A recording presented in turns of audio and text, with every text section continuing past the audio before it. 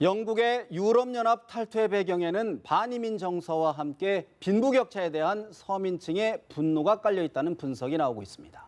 양극화와 사회 갈등이 심화되는 가운데서도 계파 싸움과 특권 남용 논란으로 바람 잘 날 없는 우리 정치권 눈여겨볼 대목이 아닌가 싶습니다.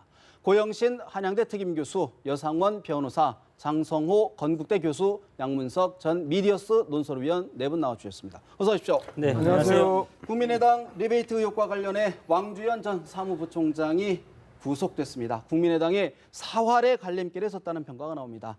이용호 원내대변의 이야기 잠시 들어봅니다. 어느 당도 기소되면 바로 당원권 정지하는 그런 엄격한 그나마 당원 당규는 없는 것으로 알고 있습니다.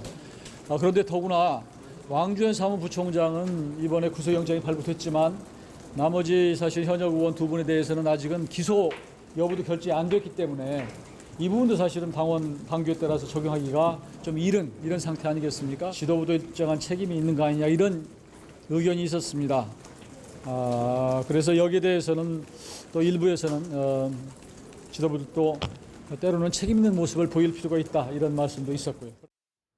이용호 원내 대변인, 현역 의원들 기소 여부가 아직 결정되지 않았기 때문에 당원 당규 적용하기 어렵다. 장 교수님, 네. 오늘 오전부터 국민의당 긴급 의총까지 열었는데 당의 진로, 방향에 대해서는 결정을 내리지 못하는 것 같습니다. 어떤 상황으로 평가하십니까?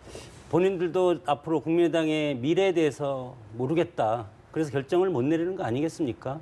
애초에 이 사건이 터졌을 때 4.13 총선에서 제3당이 확고한 지위를 확보했다는 그런 자만심과 어떤 그 뭐라고 할까요? 그 흥분된 네. 그런 감정이 너무 오래 지속됐다. 그리고 애초에 정당이 탄탄하게 형성된 것이 아니고 급조해서 만든 정당 아닙니까? 그렇기 때문에 안철수 대표든 천정배 대표든 이 밑에서 사무총장이라든가 부총장이 하는 것을 잘 알 수가 없을 겁니다. 예. 그럼에도 불구하고 모든 책임은 저는 당 대표가 져야 된다고 봅니다. 애초에 이 사건이 일어났을 때 첫 단추부터 잘못 꼈다고 봅니다.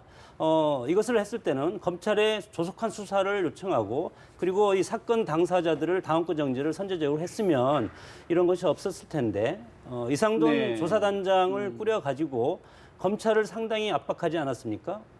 과거의 권위주의 정권 때처럼 기획수사다 이런 식으로 검찰을 상대했기 때문에 이것은 새 정치를 표방하는 국민의당이 할 도리나 할 역할이라든가 그리고 할 어떤 모습이 아니었다고 봅니다. 국민의 기대에 어긋났다. 네, 그런 그렇습니다. 말씀이신데 네. 잠시 뒤에 오후 4시부터 의원총회를 다시 열어서 이제 결정을 한다는데 구 교수님 어떤 결론을 내릴 수 있을까요? 왜 그렇게 지금 우왕좌왕하고 안이하게 대응하는지 모르겠어요. 이번 사건을 보는 국민들의 어떤 그 시선은 뭐 엄청나죠. 비난의 그 수위가 뭐 보통이 아닌데 네. 이런 부분에 대해서 그동안 안철수 대표를 비롯해서 당 지도부 이런 쪽에서는 꼬리 자르기식의 그런 대처를 함으로 인해서 사태를 더 키운 것 아니냐. 그러니까 호미로 막을 일을 지금 가래는 로도 못 막고 부르도자로 막을까 말까 하는 그런 상황으로 지금 악화시켰거든요. 부르도자로도 안 그렇기 됩니까? 때문에 이 부분에 있어서는 법적 책임과 또 정치적 도의적 책임 두 가지로 나눌 수가 있는데 법적 책임의 부분에 있어서는 지금 사법적인 조치가 진행되고 있기 때문에 그건 맡겨놓는다 하더라도 당 차원에서는 당연히 도덕적 정치적 책임을 지어야죠. 그런데 지금 김수민 의원의 국한시켜서 당초 꼬리 자르기를 하려고 했는데 꼬리가 지금 몸통을 치는 그런 상황으로 왔지 않습니까? 김수민 의원. 왕주현 부총장이 시켜서 나 다 했다. 또 왕주현 부총장 나 그거 윗사람한테 다 결제받고 보고해서 했다고 하면 그러면 그 윗사람이 누굽니까? 박선숙 사무총장 아닙니까? 그 당시에. 네. 그분은 지금 이번에 가서 검찰에 가서 무슨 얘기를 했는지 모르겠어. 나 그거 위에 또 보고했습니다. 이렇게 했지는 않았겠지만 어쨌든 지금 상황으로 봐서는 국민의당이 뿌리채 네. 이게 흔들릴 그런 상황에 있는데도 불구하고 대처하는 것을 보면은 너무 안이하게 네. 대응하고 있다. 그런 비판을 명기 어렵습니다. 여 변호사님 이제 법조계에 계시는데 사실 이제 검찰의 수사가 과연 어느 선까지 어느 정도까지 규명할 수 있을지가 좀 관심 아니겠습니까? 그렇죠. 어떻게 전망하십니까? 제 생각에는 지금 이제 벌써 김수민 의원은 내가 혼자 한 게 아니다 나왔고요. 나 왕주현 사무부총장 위에서 시킨 것이 나왔고 그렇다면 이게 결국은 뭐 박선숙 의원까지는 명백히 갈 것이다. 근데 박선숙 의원이 여기서 어떤 뭐 살신 성인의 자세라고 하면 좀 어폐가 있지만은 본인 선에서 끊겼다. 책임을 지고. 예, 왜냐하면 이 문제가 결국 안철수 대표라든가 당의 최고 지도자들한테 이게 보고됐냐 이 문제 아닙니까? 제 생각에도 그때 총선 이전에 그렇게 급박한 상황 속에서 그까지는 안 됐을 가능성이 많죠.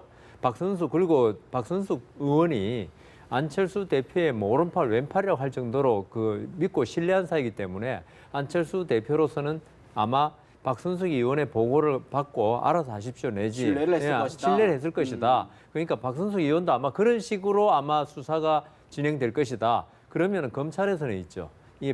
안철수 대표나 이런 데까지 좀 수사를 하기는 힘들 쉽지 것이다. 않은. 물론 그렇다고 해서 안철수 대표나 이런 분들의 정치적 책임이 없어지는 건 아니죠. 그러니까 그 법적인 책임과 정치적 책임이 아까 말씀하신 나누어져 가지고 그리고 지금 국민의당의 우왕좌왕하는 이거는 있죠. 하나의 원인이 있죠. 이 사건이 선관위에 고발하자마자 국민의당 내에서 있죠. 그 이상돈 단장이 자체 조사인을 꾸려가지고 무슨 조사를 했는데 이게 사실 뭐 수사권이 있는 것도 아니고 계좌 추적권이 있는 것도 아니고 이런 상태에서 순전히 김수민 의원 네. 이 몇 사람 말만 가지고 그걸 마치 수사 결과처럼 검찰 수사가 진행되기 전에 발표를 해버리니까 오히려 그게 묶여 있는 거죠. 말을 더 키웠다. 그렇죠. 그때 제가 그 몇 번 말씀드렸는데 그럴 게 아니라 우리 검찰 그 수사 결과 겸허히 지켜봅시다 이런 말을 했으면요. 지금 이런 상태가 아니었는데 예. 그때 너무 성급했다. 그런 생각이 성급했다. 듭니다. 사실 일각에서는 당을 살리기 위해서 지도부가 책임을 져야 한다는 목소리, 그런 여론의 목소리가 나오는데 임명진 목사의 이야기 잠시 들어볼까요? 국민의당이 38석밖에 안 되는데요. 예. 거대 양당에 비해서 뭐 사실은 뭐 의미가 미미한 그런 정당이거든요. 예. 사실은 이 국민적인 무한한 신뢰로만 버틸 수 있는 정당인데 이 참 국민의당이 큰일 났습니다. 제일 중요한 건 예. 무슨 의석을 몇 석 잃고 말고 그러는 게 아니라 국민의 신뢰를 좀 잃었다는 거예요. 저는 이 두 사람이 결심해야 된다고 생각해요. 스스로 탈당해야 된다고 생각합니다. 그리고 안철수 대표를 비롯해서 지도부가 책임져야 된다고 생각합니다. 이거에 대해서. 예. 어떤 모양으로든지 책임을 져야 된다. 뭐 저는 그렇게 생각해요.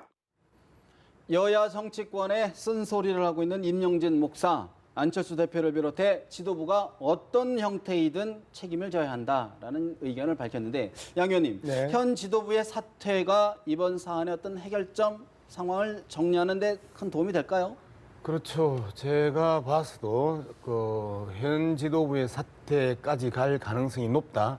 그렇지 않으면 현실적으로 이 문제를 해결하기 어려운 상황까지 왔다라고 봅니다. 뭐 계속해서 이야기했던 것처럼 최초에 누가 안철수 대표에게 보고했느냐 하면서 최초 보고자를 찾고 하는 이런 부분들도 별로 의미가 없는 것 같아요. 처음에 안철수 대표가 이야기했던 것처럼 사실이 아닌 것으로 보고받았다라고 했고 그다음에 검찰의 수사에 협조하겠다라고 하고 그다음에 세원의 사과를 했단 말이에요. 근데 사과 자체가 다 간접적 사과였지 직접적 사과는 아닌데 지금 상황에서는 안철수 대표가 쓸 수 있는 카드가 두 가지가 있죠. 예. 하나는 기자회견을 통해서 대국민 이 사과를 하는 방법이 하나가 있고 안 그러면 모든 책임은 내가 지고 국민의당을 살리기 위해서 백의종군 하겠다라고 하는 책임지는 안철수 대표의 모습을 보여줄 필요가 있는데 결국은 당권이 일차적인 목표가 아니고 대권이 일차적인 목표라면 안철수 대표는 그동안의 클린 정치, 새 정치에 대한 이미지가 구겨진 상황에서 책임지는 정치인으로서의 변신을 예. 시도해 볼 만한 상황이 됐고 그리고 그렇게 압력을 받고 있는 상황이다. 문제는요. 한 가지 그렇게 했음에도 불구하고 문제가 발생할 수 있습니다. 지금 박선숙 전 사무총장이 어떤 이야기를 했느냐의 문제거든요. 왕주현 사무부총장이 박선숙 총장에게 모든 걸 이야기했다라고 하는 검찰 조사 결과가 조금씩 지금 빠져나오고 있어요. 오늘 언론에서도 박선숙 사무총장이 모든 걸 다 보고했다라고 이야기를 했단 말이에요. 그러면 이 선에서 박선숙 전 사무총장이 책임을 질 일이었으면 일찍이 자기가 나서서 김수민 의원에게 융단 폭격이 일어날 그 시점에 전에 앞서서 좀 방어를 해줬을 것이다. 그렇죠. 그때 이미 자기가 방어벽을 치면서 자신의 선에서 막으려고 했을 텐데 끝까지 시간을 끌고 검찰 소환을 연기시키고 하면서 박선숙 의원이 시간을 끌었던 부분들은 결국은 혐의 부인 자체는 그러면 참고인 조사를 할 수밖에 없고 안철수 대표가 대표도 검찰청 앞에 있는 기자들하고 인터뷰를 하는 그 순간에는 이미 대권은 사실상 물 건너가 버리는 거죠. 검찰 포토라인에 서는 순간 이미 당권 대권은 물러서는 것이다. 끝나는 것이다. 그런 측면에서 지금 시점에서 안철수 대표가 단호하게 거취를 결정하기는 아니죠. 거취를 결정을 해야죠. 해야 된다. 대표 사퇴를 하고 내가 이 모든 것들에 대해서 책임을 지겠다 하고 책임지는 정치인으로서의 또 다른 모습을 보여주는 외에는 정치적 해법이 있을 수 없겠다는 생각을 합니다. 그러는 사이 국민의당의 호남 지지율이 급락하고 있습니다. 오늘 나온 리얼미터 조사를 보니까 일주일 새 11.8%포인트나 급락을 했는데 장 교수님, 네. 호남권 의원들 위기감이 팽배한 것 같습니다. 그러다 보니까 좀 안철수계 이른바 의원들과 좀 갈등 기류도 좀 나타나는 것 같은데 어떻게 보고 계십니까? 저수지에 물이 조금씩 새다가 팍 터지면 이걸 막을 길이 없습니다. 그리고 추락하는 것은 날개가 없다는 말이 우리가 항상 쓰는 말인데 지금 국민의당이 그 상황이다. 방금 우리 양 의원님이 말씀을 하셨지만 안철수 대표가 저는 사퇴를 한다고 하더라도 이 국면을 저는 전환시킬 수 없다고 봅니다. 없다. 궁극적으로 지금 여론적인 추이를 봤을 때 더민주한테 국민의당이 상당 부분 오버랩해서 반토막 나지 않았습니까? 이런 상황에서 민심은 천심이다. 이것이 바로 직전 4.13 총선 때 국민의당이 국민들부터 제3당의 지위를 획득했을 때 민심은 천심이다라고 국민들한테 내뱉은 말인데 예. 지금 광주의 이 여론적 지지율 이것을 네. 자기들한테 들이댔을 때 지금 화면에 보이는 게 보시면요. 국민의당의 호남 지역 지지율이 8.6%에 불과합니다. 지금 보면 더불어민주당이 37.2%. 이게 사실 총선 전의 지지율과 이렇게 좀 완전 뒤바뀐 양상인데 그러니까 이제 지금 20대 국회가 개원하고 제3당의 어떤 캐스팅 보트라든가 역할이 상당히 지금 커진 그런 상황에서도 이런 부패 비리 이런 의혹으로 저렇게 8.6%까지 갔다는 것은 국민의당의 미래가 상당히 암울하고 여기에서 더 나가면 안철수 대표나 천정배 대표가 사퇴한다고 이게 해결될 것이라고 저는 보지 않습니다. 네. 결국은 이것이 지금 국민의당을 구성하고 있는 안철수계와 DJ 동교동계 이 두 그룹이 사실은 동거 중인데 예. 안철수계와 그 동교동계가 서로 이별할 수 있는 분당할 수 있는 가능성도 상당히 있다고 봅니다. 네. 지금 저희가 아까 그래프에 좀 혼선이 있었던 것 같은데 호남 지역에서 더불어민주당은 37.2%, 그다음에 국민의당이 24.9%. 네, 정정해 드립니다. 그런데 이게 지금 또 뭐 이번 사태로 말미암아서 그런 것도 있지만은 국민의당의 그 호남 지역 지지율이 그렇게 그 견고한 것이 아니었다. 어떤 저게 그 더불어민주당의 반감으로 형성된 일시적인 지지율이 아니었나 이런 생각을 합니다. 만일 DJ가 저런 일이 있었다. 그래서 저렇게 빠질까요? 안 빠지죠. 그러니까 국민의당 지지율이라는 게 상당히 허약했다. 이런 느낌을 지울 수가 없습니다. 그러니까 그런 상태에서 만일에 지금 국민의당이 사실 이번에 잘못되면요. 안철수 대표는 어떻게 보면 치명적인 네. 안철수 대표의 목표가 바로 대선인데 대선을 향한 어떤 행로에 있어서 너무 치명적이 될 것이다. 그래서 이번 문제를 아까 우리 딴 의원님도 말씀하셨지만은 슬기롭게 해결하지 않고는 이 대선 가도는 거의 이번 사태로 있죠. 그 불가능해지지 않을까 이런 생각이 듭니다. 이 네. 지지율이 워낙 이번에 그 허약함이 나타났기 때문에 잘 추스려야 될 것 같습니다. 교수님, 사실 이제 호남권 지역 의원들과 이른바 안철수계 의원들의 갈등 양상 일부 좀 빚어지는 거 있는 거 아닙니까? 아무래도 호남권의 민심이 급격히 악화되면서 호남권 의원들로서는 뭔가 유기감을 느낄 수밖에 없는 그런 상황 아니겠습니까?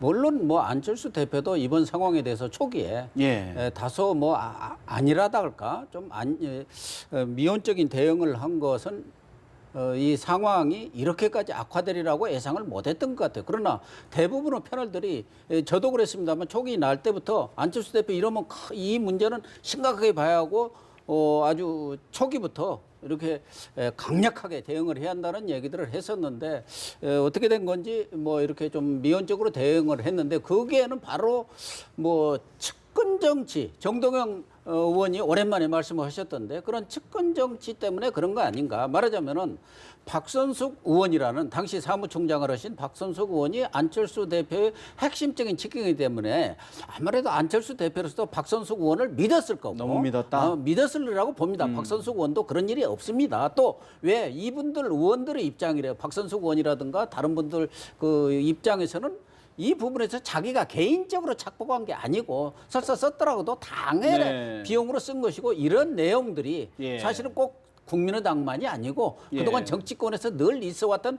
그래서 초기부터 관행 얘기를 계속했지 않습니까? 관행으로 있었던 일이기 때문에 그런 부분에 대해서 안철수 대표나 박선숙 의원도 네.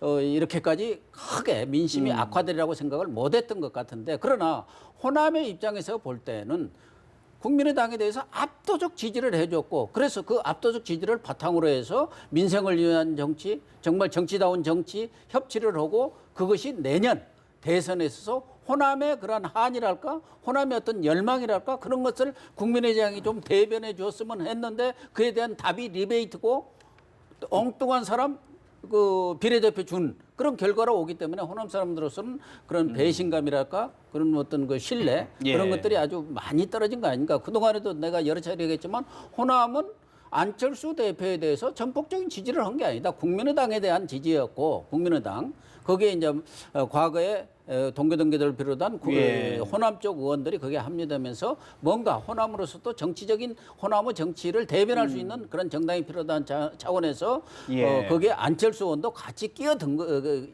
같이 연진 것이죠. 예. 그런데도 불구하고 그 부분에 대해서 안철수 대표라든가 국민의당이 너무 호남의 그런 기대에 부응하지 못했고 그 부분에 대해서 성찰이 부족했다. 예. 그래서 지금이라도 지도부가 이 부분에 대해서는 명백히 책임을 져야 합니다. 명백히 네. 책임을 져야 그래서 된다. 왕주현 사무부총장도 사무부총장. 그렇고 김수민 의원도 그렇고 다들 위로 넘기는 건 뭐냐.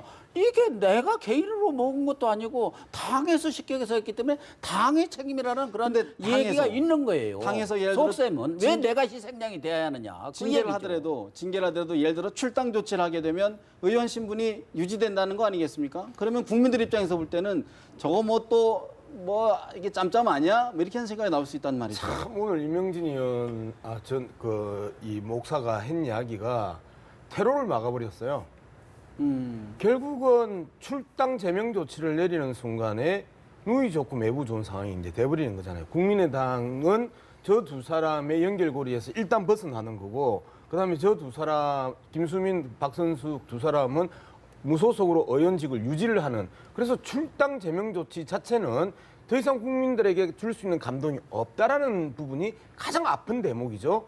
자, 그러면 방법은 하나밖에 없는 거잖아요. 두 사람에 대한 징계는 스스로 탈당할 것을 권유하고 탈당을 해주면 이 문제가 상당 부분 정리가 될 수 있는데 탈당을 권유했는데 탈당을 하지 않으면 거부할 경우는 출당시킬 수밖에 없거든요. 그러면 결국은 짜고 치는 고스톱 아니냐라고 하는 비판에 직면할 수밖에 없는 게 징계의 영역입니다. 그래서 오늘 오후 4시에 의원총회를 또다시 연다 하더라도 여기에 대해서 뭔가의 그 획기적인 조치가 나올 가능성은 없다라는 이제 그 측면이 가장 아픈 대목이고요. 네. 그다음에 이 부분에서 이제 정치적 책임을 누가 질 것이냐를 다시 한번 더 따져야 되는데 천정배 의원이나 박지원 원내대표, 천정배 대표나 박지원 원내대표가 아니라 가장 핵심적인 책임은 안철수 대표하고 이상돈 진상조사단 단장입니다.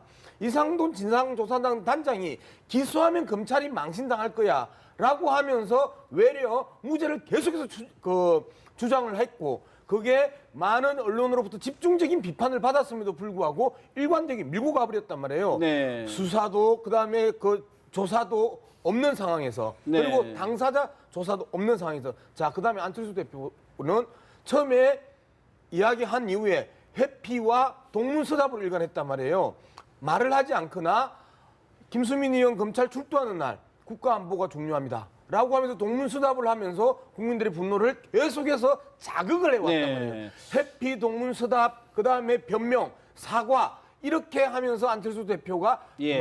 막을 수 있는 부분들을 차단했다. 막았다는 못 막았다. 저는 예, 지금 화면이 지금 국회 국민의당 의총장의 모습을 지금 실황으로 보여드리고 있는 건데요. 지금 많은 의원들 안에 들어가 있지만 사실 굉장히 아까 박지원 원내대표도 들어간 모습, 의원들 속속 들어간 모습, 지금 안으로 카메라가 좀 더 좁혀서 들어가는 모습인데 지금 뒤에 서 계신 분이 누군가 지금 화면상으로 확인이 안 돼 보이는데 어쨌든 결론을 어떻게 낼지 주목이 됩니다. 그런데 저는 이번 사태를 보면서 국민의당이 뭐 38석의 의석을 가진 정당인데 물론 급조된 정당이지만 너무 아마추어적으로 정치를 하고 사태 처리를 한다는 느낌을 많이 받았습니다. 박지원 원내대표같이 뭐 정치 구단이라는 분이 있는데 왜 저렇게 사태 처리가 저렇게밖에 안 됐을까? 그리고 있죠. 이상돈 단장. 그 이번 진상조사 있지 않습니까? 예. 물론 법률학 교수라 그러지만 사실 법률 실무를 한 분은 아닙니다. 제 생각에 만일 제대로 해설을 했으면은 김경진 의원과 지금 부장검사 출신도 있지 않습니까? 이런 분들이 사실 조사에 들어가가지고 어떤 지금 당사자 진술만 가지고 이렇게 할 게 아니라 예. 좀 더 그 내밀하게 그 주변 상황을 둘러싼 걸 갖다가 좀 조사를 갖다 철저히 했으면은 처음부터 이렇게 서툰 대응은 안 나왔을 것이다. 너무 처음에 이상돈 단장한테 모든 걸 맡겨놓고 그분 입에 하니까 이게 이런 문제 생겼거든요. 그래서 예. 너무 아마추어적으로 대응한 것이 아닌가 그런 생각됩니다. 참 초기 대응 문제가 있었다는 지적이 많으신데 앞으로의 대응도 더 늦지 않게 어떤 대응을 해야 되는지 좀 지켜봐야 될 것 같고요. 사실 지금 더불어민주당도 서영교 의원의 가족 채용 논란, 참 장 교수님, 네. 사실 예전 같으면 뭐 좀 자숙하고 이게 넘어갈 이야기인데도 요즘 분위기에서는 뭐 사퇴 이야기까지 나와요. 여론이 어떻게 보십니까? 야당이잖아요. 물론 제1당도 잠시 했었지만 야당의 생명은 도덕성과 선명성입니다. 대정부에 대해서 선명성을 가기 위해서는 도덕적인 무장, 정말 깨끗한 부분을 한 다음에 국민들의 여론으로 정부를 밀어붙여서 견제하라. 이런 것이 국민의 명령인데 그것을 못하게 됐지 않았습니까? 김종인 지금 비대위원장 상당히 곤혹스럽다. 이렇게 한마디로 이제 표현할 수가 있는데 처음에 들어왔을 때 운동권 정당의 체질을 바꾸겠다 해서 정청래 의원 막말 사태 그것을 상징적으로 쳐내지 않았습니까? 예. 그러나 사실 뜯어놓고 보면 지금 우리 서영교 의원 이 사태 여러 가지 사태들은 막말보다 훨씬 더 치명상을 지금 더민주한테 안겨주고 있다고 봅니다. 과연 이것을 어떻게 할 것인가? 이 문제도 마찬가지로 당에서 출당을 시킬 거냐, 아니면 뭐 자진 사퇴할 것이냐, 아니면 스스로 탈당할 것이냐 여러 가지가 있는데 서영교 의원 그냥 버틸 겁니다 아마. 그랬을 때 당에서 뾰족하게 당 죽고 나 죽고 지금 야권이 똑같은 국민의당과 더민주가 지금 똑같은 상황에 처해 있다. 이렇게 됐을 때 이것은 이제 앞으로 지켜봐야 된다고 봅니다. 정도는 다르지만 내용은 비슷한 상황 아니냐 이런 말씀이신데 조국 교수 서울대 네. 교수가 뭐 정치 현안 여러 곳에 뭐 이렇게 늘 코멘트한 것에 대해서 저는 뭐 그렇게 적절치 않다는 얘기를 했었습니다만 이번에 국민의 눈높이가 매우 높아졌고 그 눈높이에 따르지 못하는 정치인이라든가 정당은 한 방에 훅 간다. 이렇게 논평을 하셨더니 그 부분에 대해서는 저는 전적으로 공감을 하시는군요. 사실 지금 국민의 눈높이가 엄청나게 높아졌습니다. 오히려 국민의 어떤 정치적 의식 수준이 정치권보다도 실제로 정치를 하는 정치권보다도 더 높아진 게 사실이고 그만큼 더 높은 도덕성을 요구하고 있는 게 사실이거든요. 서영교 의원만 하더라도 이미 지난 총선 때 그러한 부분들이 대부분 밝혀졌고 또 알려졌고 언론에도 보도가 됐어요. 그럼에도 불구하고 지금 공천을 정무적 판단으로 준 거 아닙니까? 네. 그래서 최근에 다시 이 문제가 불거졌는데 기왕에 불거진 사안이라고 하면 이 부분에 있어서도 서영교 의원의 그런 내용들을 보면 실질적으로 법적으로 그렇게 다룰 만한 사안인가 하는 부분은 다소 뭐 의견은 있습니다만은 예. 정치적 도덕적 책임을 묻지 않을 수가 없는 없다. 것이고 그 부분에 있어서는 김종인 대표도 책임에서 자유로울 수 없다. 없다. 왜? 이미 공천심사위원회에서 2번이나 부결된 것을 비대위에서 정부적 판단으로 해서 공천을 준 거 아닙니까? 그런 상황에 대해서 다들 지금 안철수 대표도 그렇고 김종인 대표도 그렇고 나하고는 관계없다. 뭐 결과가 드러나면 엄중 조치를 하겠다. 본인들의 책임을 져야지. 본인들이 나는 그런 부분에 있어서 본인들도 책임을 지고 네. 그러는데 밑으로만 넘기려니까 밑에서는 다시 위로 계속 폭탄을 던지고 있는 거 아닙니까? 김종인 대표도 자칫 잘못하면 안철수 대표 같은 위기상을 맞을 수 있다. 뭐 유기상은 아니지만 본인도 그러한 정치적 책임에서 책임에 대해서 자유롭지 자유롭지 못하고 못하다. 그런 부분에 대해서 잘못된 부분이 있으면 사과를 해야지. 꼭 그 서영교 의원만 잘못했다. 그 부분에 왜 안철수 의원도 지금 사과를 했지만 무슨 사과인지 무슨 내용인지는 없어요. 그냥 잘못됐다. 뭐 이렇게 사과를 하는데 사과 내용이 뭐냐 이거예요. 네. 그러면 본인은 그에 대해서 어떤 정치적 책임을 질 건지 그런 부분에 대해서 얘기를 해야 설득력이 있는 것이죠. 알겠습니다. 새누리당도 강 건너 불구경할 처진 아닌 것 같습니다. 이구현 의원 보좌진의 급여 돌려받기가 문제가 되고 있는데 하태경 의원 따끔한 지적을 했습니다. 하태경 의원의 이야기 잠시 들어봅니다. 우리 새누리당이 서영교 그 족벌 정치, 가족 채용 문제를 비판할 때 국민들의 시각은 당신들도 똑같은 거 아니냐 이런 게 깔려 있습니다. 이 문제에 있어서 저희 당이 오히려 좀 혁신하는 모습을 보여줬으면 하는 게 제 생각입니다. 하태경 의원, 국민들은 당신들도 똑같은 것 아니냐라는 인식을 갖고 있다. 새누리당도 뭔가 변화를 해야 된다. 이런 목소리인데 여 변호사님, 사실 지금 정치권에서 국회의원 특권 내려놓기 경쟁적으로 앞서서 나서고 있는데 어떻게 보고 계십니까? 그러니까 그 지금 하태경 의원 족벌 정치, 족벌 기업이겠죠. 그 말씀 잘못하신 것 같은데 이번 서영교 의원 사태나 이런 게 모든 게 보면요, 국회의원들이 어떤 당선되기 전에 국민의 신성한 뭐 권한을 위임받아 국민을 위해 정치한다 하지만은 당선되는 순간에 이 국회의원으로서 모든 가진 특권과 권한을 사유화하는 거죠. 내 권한이다. 결국 그게 지금 이렇게 많은 사태로 번졌는데 제가 볼 때 있죠. 이번 서영교 의원 사태나 이군현 의원 사태가 이걸로 끝쳐서는 아무 의미가 없고요.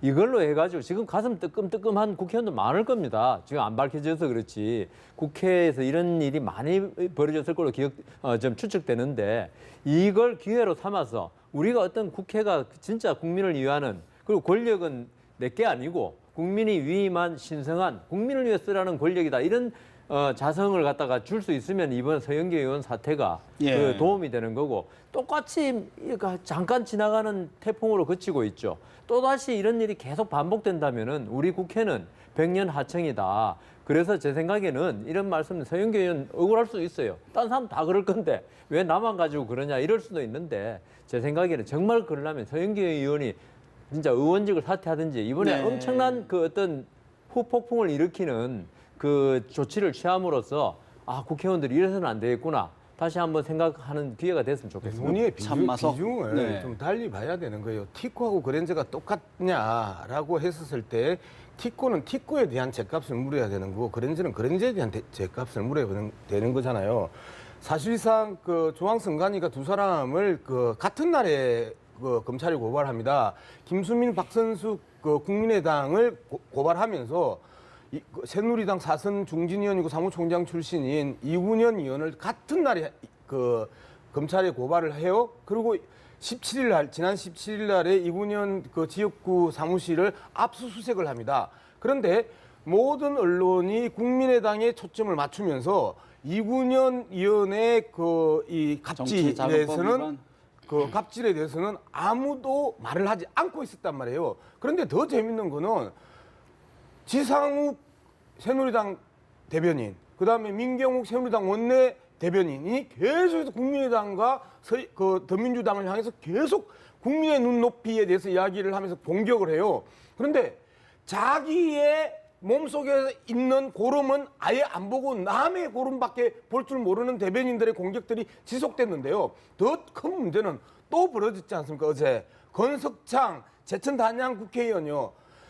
참 이분도 정말 이분은 영상이 잡혔어요. 익산지방국토관리청장을 작년까지 했었는데 건설업자로부터 500만 원의 봉투를 받고 그 돈으로 사전 선거 운동을 하고 그다음에 당원 가입서를 주면서 당원 가입을 하면서 정당 행위를 한단 말이에요.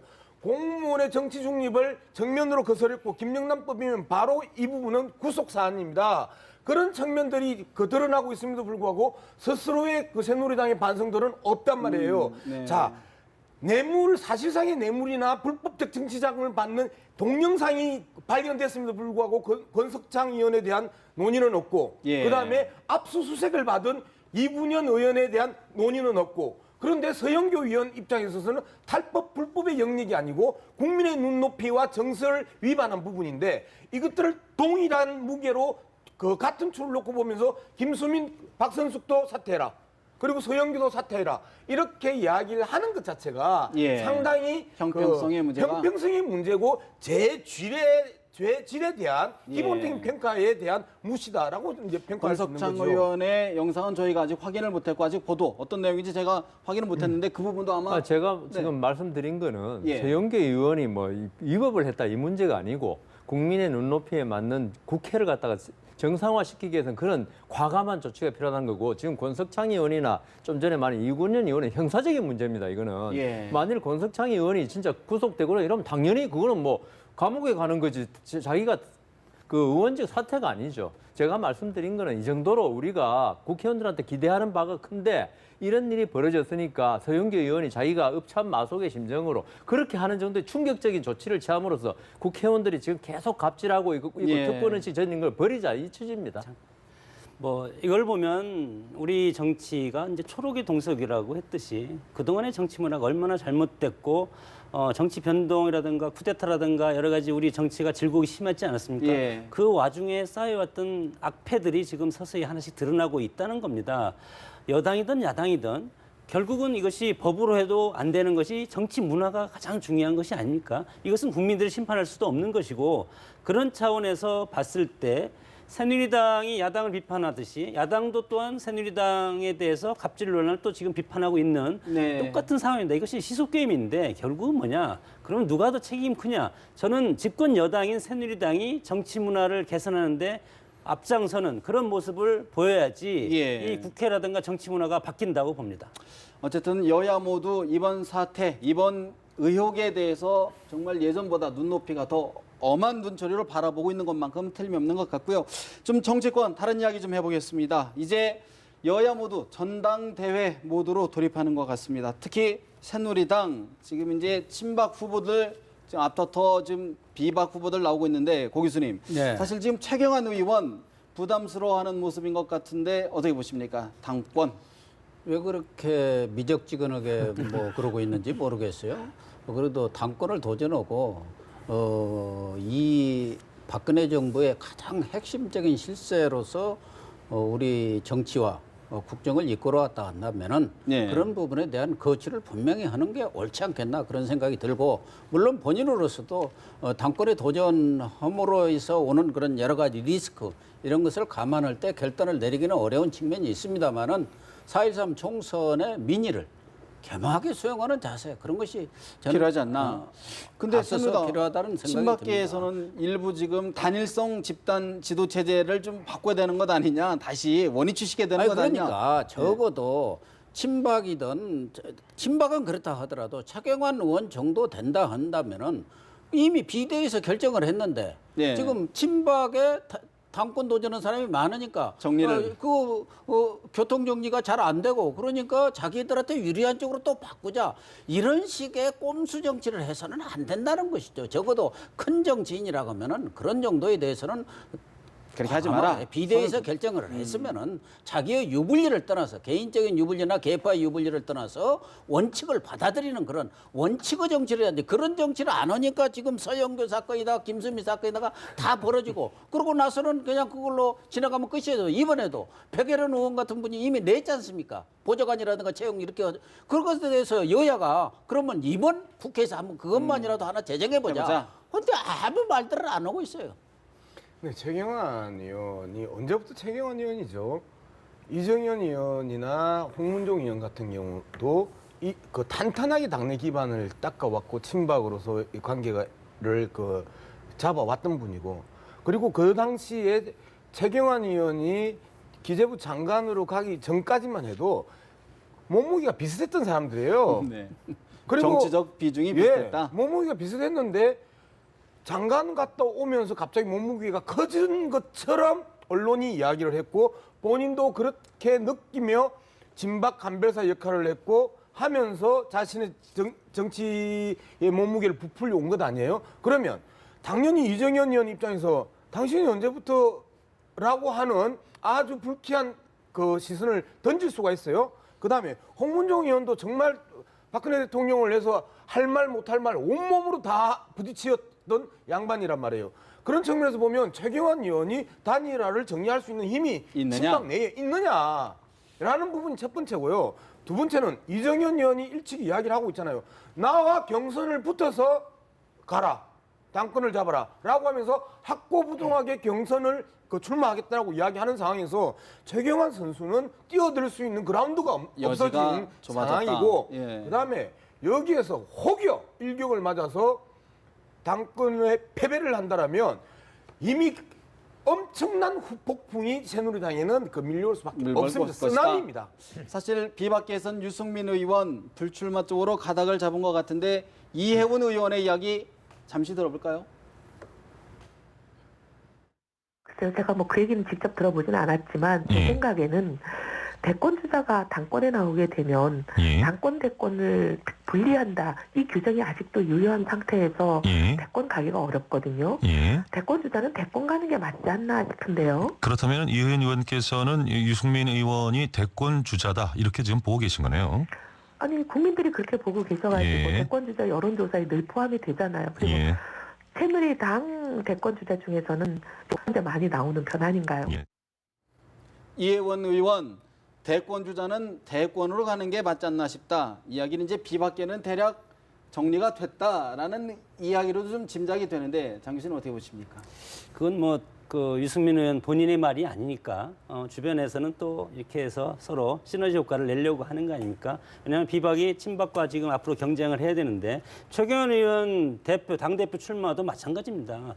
새누리당에서 과연 이번 전대를 흥행 카드로 쓸 거냐 안 쓸 거냐 이거에 따라서 최경환 의원이 나옴으로써 비박계도 대표 주자로 지금 김용태 의원이나 누가 한 명 단일화돼서 이렇게 붙으면 네. 상당히 큰 흥행적 효과가 있으리라고 봅니다. 이것이 반전의 가드가 되는데 이 와중에 야당은 지금 여러 가지 비리로 지금 얼룩져 있지 않습니까? 이런 상황에서 새누리당이 어떤 여론적인 반전 카드를 낼 수도 있는 좋은 카드이기 때문에 저는 최경환 당대표 후보가 돼야 된다고 봅니다.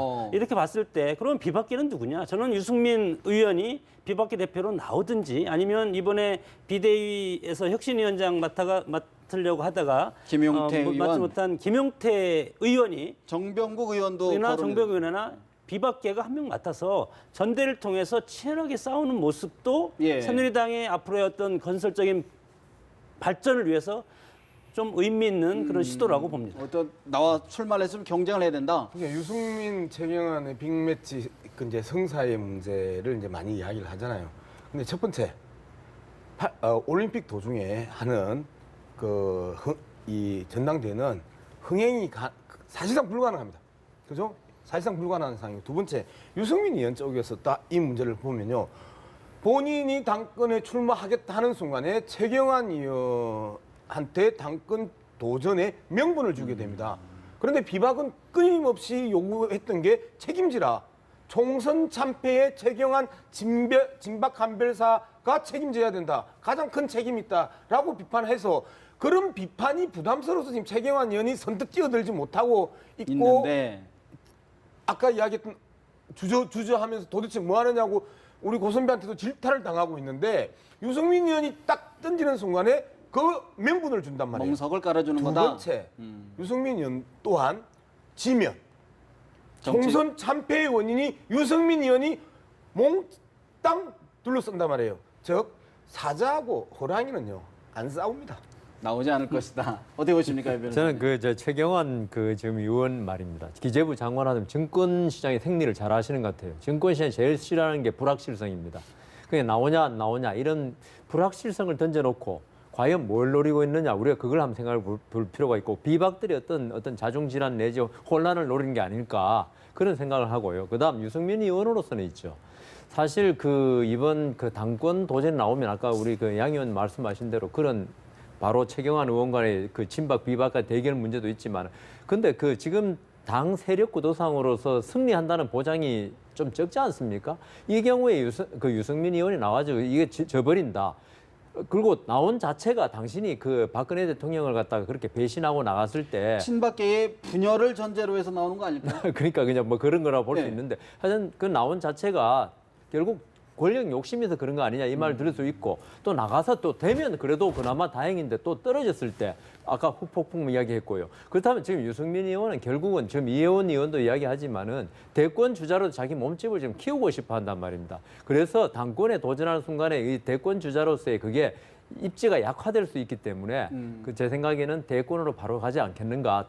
오히려 자기 대리인 네. 누굴지는 모르지만 내세워가지고 후원함으로써 그 사람이 되면 유승민 의원이 더 커지는 거고 안 돼도 자기 책임은 아니지 않습니까? 최경환 의원이나 유승민 의원이나 득될 게 별로 없다 그런 말씀이시죠? 유승민 의원이 득될 게 별로 유승 없다는 득가 거죠. 없다. 네. 유승민 의원 만약 뭐 내가 당대표 나가 떨어질까봐 못 나간다 그러면 대권 앞으로 큰 정치 할 수는 없을 겁니다. 과거에 김대중, 김영삼 대통령이 치열하게 야권에서 서로 당권과 대권을 놓고 수차례 싸웠지 않습니까? 결국은 12전 6승 6패 양쪽이 무승부로 결국은 끝났지만 서로 치열하게 싸우고 자기 계파라든가 자기를 좋아하고 이끌어주는 사람들을 위해서 희생정신이 없다면 예. 그건 큰 지도자가 될 수가 없을 알겠습니다. 겁니다. 다른 이야기인데요. 신공항, 영남권 신공항 얘기 잠깐만 짚어 넘어가 봐야 될 것 같은데 서병수 의원, 서병수 시장, 시장직을 유지하기로 했습니다. 서병수 시장, 부산시장 이야기 잠깐 들어봅니다. 아쉬운 마음이 없지 않지만 이제는 지역 간의 갈등을 해소하고 국민 화합을 위해 정부가 결정한 김해 신공항을 전향적으로 수용하겠습니다. 가덕도가 최적이라고 하는 확신은 어쩌면 당연한 것이기도 했습니다.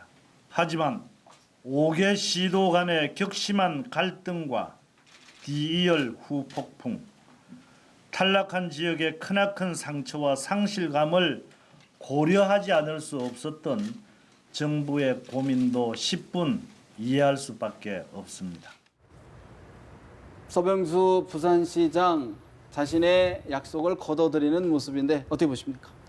뭐 예상을 했던 거고요. 뭐 저는 원래 저 가덕도로 앉은 거 밀양으로 결정 나더라도 저분이 그동안 정치 그런 거 하는 걸 보면은 꼭 사퇴하겠나 그런 생각을 제 개인적으로 했으면 그건 그 개인적인 생각이고 어쨌든 서병수 시장 입장에서는 선방을 한 거 아닙니까? 밀양으로 안 가고 가덕도도 문제가 되고 김해 공항을 키운다니까 뭐 부산 시장으로서는 크게 뭐 그렇게 해야 될 건 없고 또 박근혜 대통령이 이미 결정한 사항에 대해서 뭐 거기에 회방을 놓는다든가 뭐 이렇게 하기는 여러 가지로 정치적 부담이 크기 때문에 뭐 불가피하게 수용할 수밖에 없지 않겠나 그렇게 보입니다. 권영진 대구시장이 철저히 검증을 하겠다면서 입장 표명을 유보를 했어요. 지금 그렇게 돼 있죠. 예. 서병수 시장이 반이라도 건졌지 않습니까? 그냥 권영진 시장은 좀 하나도 건진 게 없지 않습니까? 그리고 서병수 시장, 부산시장 사태 이야기했을 때 제가 이 신공항 문제를 경제 논리로 가야지 시장 사태라는 정치적 그걸 걸고 하는 건 결국 정치 논리로 하겠다는 거기 때문에 저는 맞지 않다고 봤습니다. 그 시장 자체 거는 자체를. 예.